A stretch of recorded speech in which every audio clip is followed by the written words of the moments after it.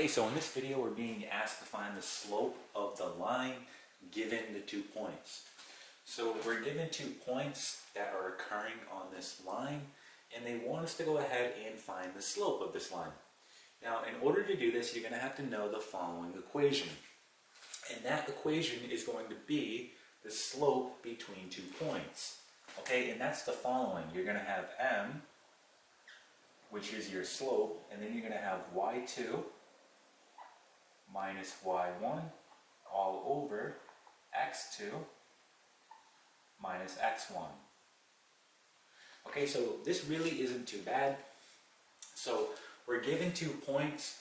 What you want to do at this point is you want to label your values. Okay, so we're all in agreement that this is x, this is y, this is x, this is y. Okay, so in this case, I want to label my x values here as either x1 and x2 or x2 or x1. It doesn't matter. So for example, let's just go left to right and we'll say that this is x1. Okay, so I'm going to call this x1.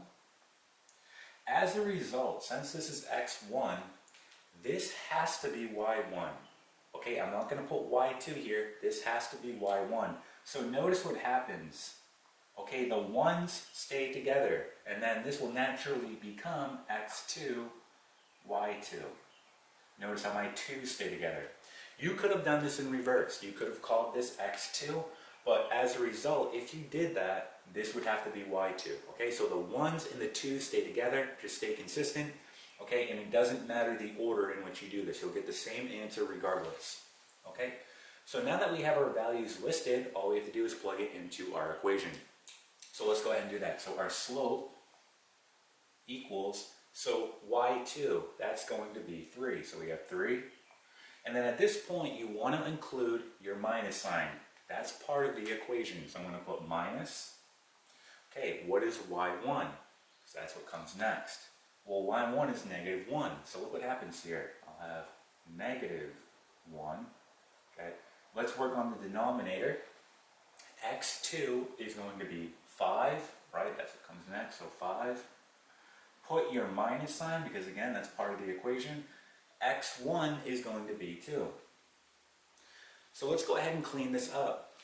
Our numerator, look what happens. We have 2 negatives, so this becomes a positive. So 3 plus 1, we get 4.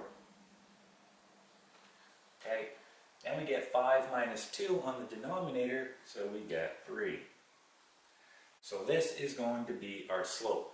Okay, so again, we just calculated the slope given 2 points off of the line. Okay, and that is it.